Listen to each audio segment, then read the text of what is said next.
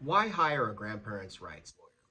Hi, I'm Tulsa attorney Justin Mosteller, and I'm going to spend a little bit of time with you today talking about why you might need to hire a grandparents' rights attorney in your particular case. Now, in previous videos, I've discussed the 5 different types of grandparent rights cases. And each case really has a different need for an attorney. So, in a grandparent's visitation case, you definitely need an attorney there. It's a complicated process. It involves typically some litigation, some hearings. You definitely don't want to be representing yourself in those scenarios because typically parents that could be subject to a grandparent visitation case, they already have a family law case kind of underlying their situation. They already have a family law attorney. You don't want to be going into courtroom alone, making arguments against a seasoned family law attorney. It's also true that there's very particular issues that have to be addressed in a grandparent's visitation case.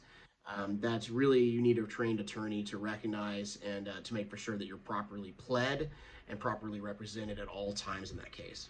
Now, the second type of a grandparent's rights case is a power of attorney for custody.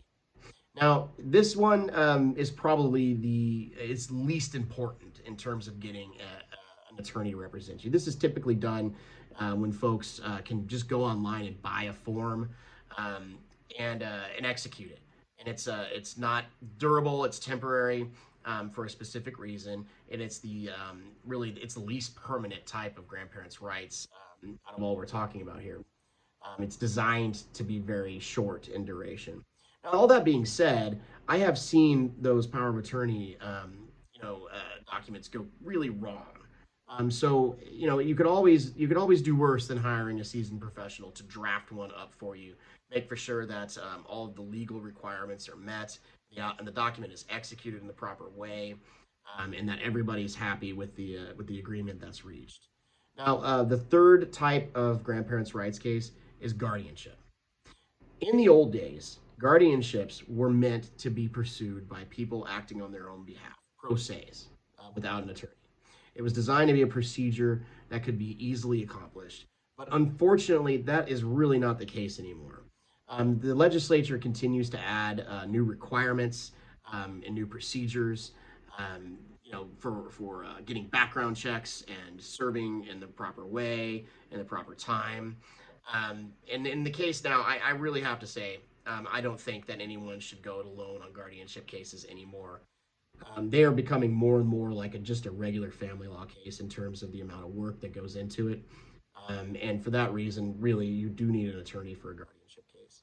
And finally, the fifth type of grandparents' rights case is adoption. And this one really requires an attorney. There is a lot of work that goes into adoption. It's a multi-phase process that can be different depending on how the need for the adoption arose. But you do not want to go it alone on an adoption case. It's just too easy to mess something up. Well, hopefully I've answered some questions for you today. If you've got any further questions or just need to talk about your case, give us a call. We'd be happy to help.